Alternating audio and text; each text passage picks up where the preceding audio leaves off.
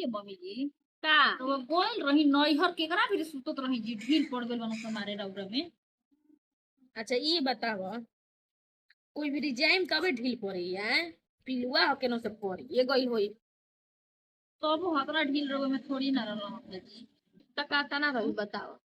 यही से कहीं ना कि रहो अरे मारला के बियाह मर में गई। ना गई रही मामा कहे ने तो उनकरे न उमर आई रही सही इतना तो सुत गई पड़ गई जान जो के कत फोन आवत जी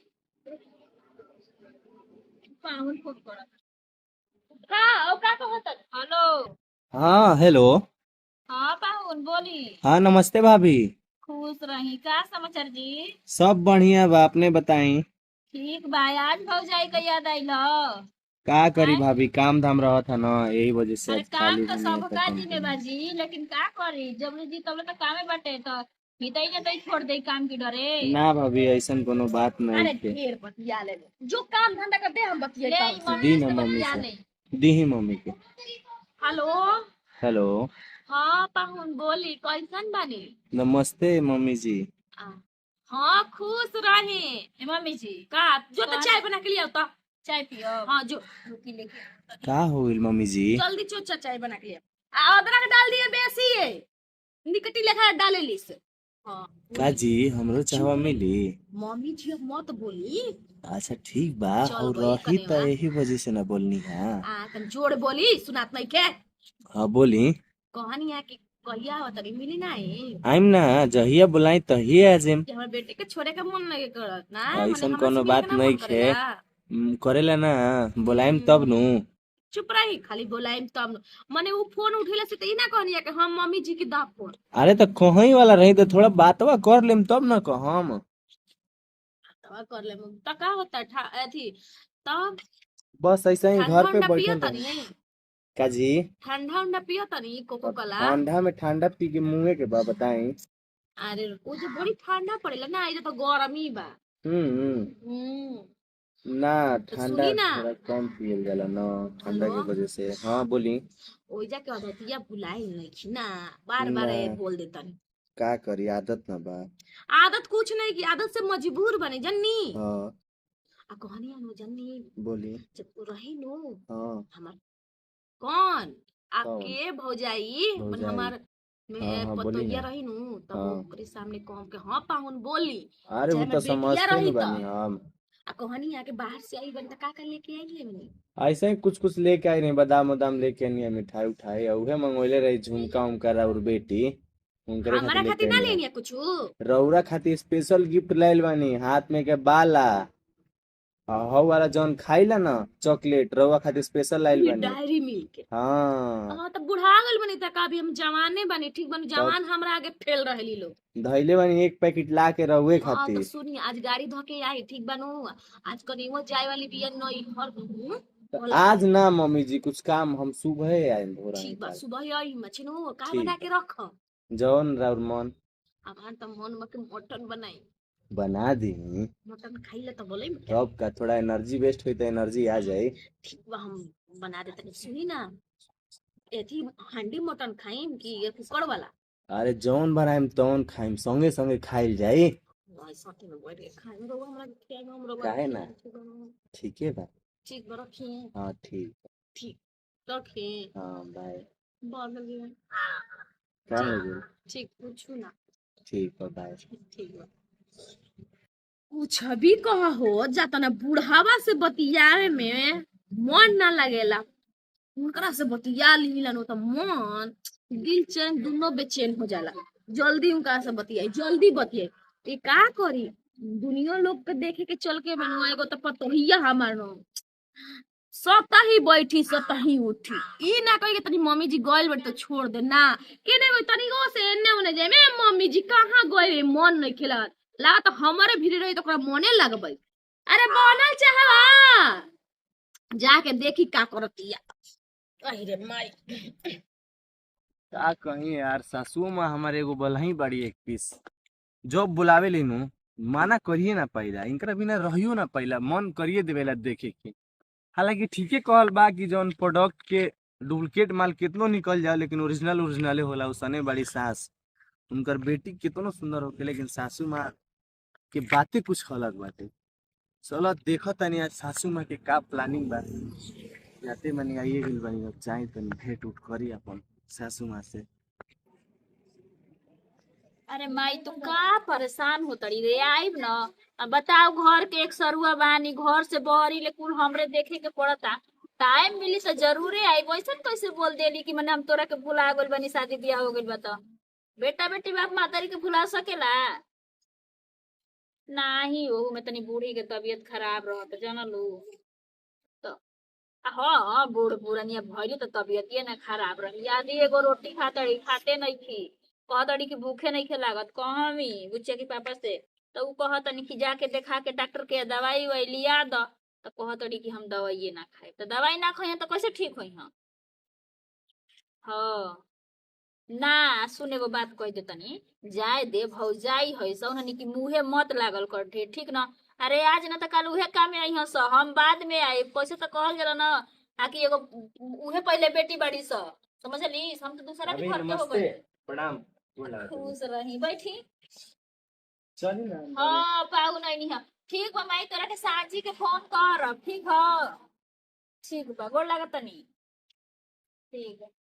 और ये बताइए उ कोनो दिक्कत परेशानी ना ना कहला ना जी कोनो रास्ता दिक्कत में? ना भइला। कहाँ बतियावत रहनी हो? बतियावत रहनी अपनी माई के हैं, कहती है कि उचे आओ 2-4 दिन तनी घूम के चल जाइते। हाँ आ गई नी बाहर से ना? हाँ, आ आई गई। ना कहनी हम ई कि तनी उनहु के लिए ले आई बुची जी के, तो अकेले अरे आई। ओकरा घरे काम उम रहेला तो अरे काम तो से का फुर्सत जब देखा रहे। तब रउआ काम कइले रही ना। हैं, रात भर लेके आइल रहती, पूछनी बिहाने है लेके चल गइल रहती। पूछनी है तो कहते ना जाए रहुआ घूम ली, हमारा मन नहीं के थोड़ा कहनी तबीयत हमी खराब मम्मी जी रहे। कहतनी कि रे मसाला उसाला पीस के रेडी रखू, प्याज व्याज काट के हम जा तनी मुर्गा 2 किलो लेके आवता सासू में बनावे माने खातिर। लीनू हमरा के, बताई हमरा खातिर मुर्गा बनवा बतारी। तब का रउआ तुमके के का खुदे जरूरत कही ना रहे? कि उ हमार दामाद ना हमार बेटा हउआ, हाँ समझनी? बताई इतना मानी पहिले लेनू से हमरा के। गोरा गइल बनी, मोटा गइल बनी, कौना चक्की के आटा खाता नी जी? कहाँ मातनी सुनी तो बाहरवा रहला से। नाही कुछ कहीं पहिले से ठीक लागतानी हम्म। रे। अरे हमार लइका बा तना हुला करतन सही का रउआ से कहीं दिन भर चिल्लवा के रख देतन स। पता ना शोर शराबा एकदम अपनी बापे में पड़ल बानस। जाए दही थोड़ा बहुत लइका फैका बड़ा सन हाला करबे करल सन।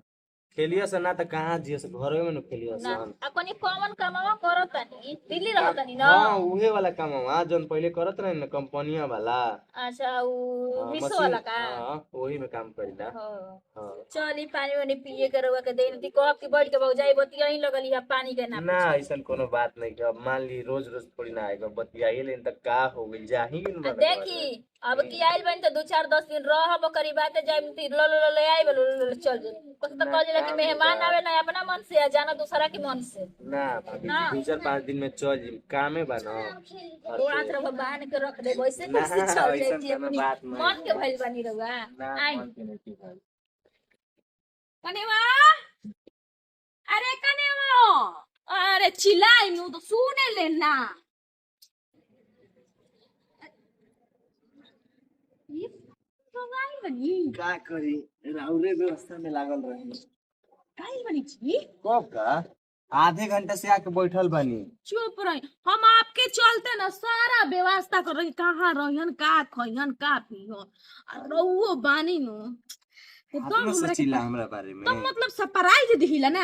का करी यही में बैठल रहे, भाभी बाड़ी ना कबे से बैठ के उन्हें बतियावत रही। कनेवा से देखो कहानी है के कनेवा आई हनु हम्म। पाउन त फोन कर दिया, कनेवा फोनो ना कैलसी आ हम्म। चल रे जाना तनी बजरिया प। अच्छा अरे जाए बड़ दीदी। मटन महंगा देता सन 1000 रुपया किलो, बाकी लेनी है 2 किलो 2000 के। हाँ। जनी रोरे चलते बनावा तनी और जान तनी जाए हाड़ी दीदी। में के मीट बनावा तनी हाँ हाँ हांडी तो में दुनिया दिन बैठ के खाई जाए।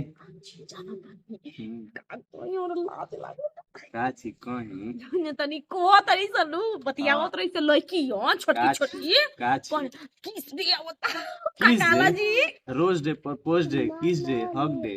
होग हाँ। दे हग डे होग दे मतलब मतलब गले मिले वाला के कहाला। अच्छा गले मिले वाला ना हाँ। ई को बात रहू हमरे करब नु काहे ना करम। किस डे आई हक डे चॉकलेट डे सब करम हमरा के लिए ले आइब ना चॉकलेट जी। अरे काहे टेंशन लेते नहीं, अभी देखी ना बैगवा में एक पैकेट चॉकलेट लाइल बनी रहुआ खाली, चली अंदरवा देते नहीं। ई एको गो बाते रिवाज ना सब रिवाज बा, का कहीं अब आदमी सब हमारा पर चलावत दिल है। आ गइल बा तब का करब, कैसे का तक करी? लगी है चाची रिश्ता में दिल आ गइल बा त काजी। लेकिन कुछ कहीं और बेटी तो और आगे फैले बिया, इतना उम्र हो गई फिर भी आज भी जगह से लगी अरे सब कोई कहेला दुकान वाला माल लाइन मारत रहे। तो मरिया से ना भाई जादू नु बा। कहते ए चाची तू लागे लू ना नु के दू लड़का के माई हो। अरे चुप रह जी, हम दू लड़का के माई होई, 4 लड़का गा नाती पोता बा तो बताई, भइल सब बा लाइने लड़का मारत सब। तरह से ना। रवा हो तो करेला बड़ लाज लागत। अच्छा तू पाहु हम्म, हम छोड़ी पाहु ना जाना तक जी हाँ, एगो बात कही बोली। बड़ी दिन से कहेगा मन का तनी हमरा के नु लेके चली हाँ त कहला औ सीसवा वाला नइखे महलवा बनल पुलावा राजगीर राजगीर हाँ। आज ग्लास ब्रिज। वाला पुलावा जोन राजगीर जाई जाला घूमे अरे ओकरा के तो एथी कहल जाला, का बोलल जाला, ग्लास ग्लास ब्रिज। देखी हमारी याद हाँ, याद तो बार तनी रहा। हमरा मन करता कि गोदी लेके तनी घुमरिया खिला देती हमरा के। उठ हम हमरा के उठा देगा तनी घुमरिया तेरे खिला भाई दे। बनी। नहीं नहीं ना ट्राई करी, एक बार ट्राई करी। आई आई रुकिए, आराम से गोदी जानी तो आइए। भारी तो बानी। अरे माई कैसे कहतनी रे ताता रे माई एकोने मामा गोलवा टूट गई मारे गिर गई ले कहां से पाऊ फलना ए पाऊ नहीं आई जी देखो तो हिया आ गोलवा टूट गई पतो ही अरे ये मम्मी जी कबो ना सोचनी ना कि रउआ अपने बेटी के घर बर्बाद करब, समझनी है? कौन ऐसा सास होइयो कि दामाद देखे रख ले, तब तो हर एक बेटी का ना अपने माँ ए बाप दादी पर से भौजी विश्वास ऐसे उठ काहे जाई। बोलत तनी? दिमाग में ठीक दामाद होने वाला वाली गोलवा जैसे आपका बेटा वैसे दामाद आपके बेटे भइला। अरे गोड़वा में चोट लागी तो टांग के वजह से नीचवा उतरनी हां भौजी। और हद से लइका बन के रउआ हमरा के समझावत नहीं बुझावत नहीं। हो बिटिया में का कमी रहल जी के बुढ़िया पे लभाई नहीं रउआ। कमी करे कुछ ना, ऐसे ही पैर में चोट लाग रहे नीचे उतारत रहा। रउआ लेखा सास के ना चूल्ही में झोंक के मुंगा दे, समझनी कि ना समझनी? बिटिया के मालूम चली ना तो दांते पर दांत लागी खड़े गिर जाई। ए भौजी, दूसरा को महतारी सुनी। करी तो तनी अच्छा लगी तो अपन महतारी सुनी ना, अपना बेटी के घर उजारत दिया। ऐसे मत फसाई ना तो हम अबे चल जी अपना घर। ठीक बा, उल्टा पुल्टा बोलत तनी तो। आ चुप रही खाली उल्टा पुल्टा बोले जा रहा हूं। मालूम रखिए लगा के जल्लू तो फिर ये दम अभी तार नहीं घर ढेर बोल ले लू, नहीं कि बोला तो ऐसे कपार पर चढ़ल जाता। अरे चुप ना रही, एक तो चोरी ऊपर लसीना जोरी देखा काहे ना करी हो नहीं कि बोलते है से कपार पर ढेर चढ़ है काहे सुन कमी रह गल जी कि रवा दामाद के रखे के ना उबा हो बूढ़ा पर रही है तू ना लइका पटा सुनी ना ए मम्मी जी, हम ई सब ना सुनल चाहिए, ऐसे हम दिन ना रहल चाहिए, हम जा अरे तनी जो घर। तू अबे नहीं हर निकल घर से बाहर निकलता जो नहीं घर अपन वहां पर रह जाए हम अपन बेटी के काची दादा भगवान से ये हाँ, बात के मैं काहे भगवान बोलत नहीं है? आ जइए बुढ़िया मर जाई ना तो तोरा के 5 किलो लड्डू चढ़ाए, ठीक ना? हमरा के मुआ तरे हैं? जोक लड़टियो मुआ अरे ये हटा। हमरा के छीले अब तोरा डरो का हमरा बावे ओ जाना बताड़ू रुक तेरा अबे नहीं है फोन कर तनी रुक अपन गलती नहीं की देखा, सही कहेला कि सच बात पे आंच लागेला इंसान के। ई तो कहा कि हम अपने आंखी से देख लेनी है, ना देखले रहती तब तई हमरा के बुढ़िया उल्लुए ना बनाई जा तनी यही बेरा बिटिवा से कहब हम रोज रोज ये करत रहनी हम ये सोचत रहनी हां आ कि बतावा बुढ़ऊ का एक वाली फोन ना आवेला, रोज इनका मोबाइल पर रात बिरात 12 बजे राती खने बतियावल करी फोन से आ दामदा से आखिर का घटल रहेला आ रोज 1.5 घंटा डल ले रही है तो 10 दिन 15 दिन रहले करी हां। ए बेरा तो असलियत पता चलिए गल, जा तनी बिटिवा से कहब आ कि अपना मर्द के अपना बस में करन कि तोहर माई लेके फरार हो जाई।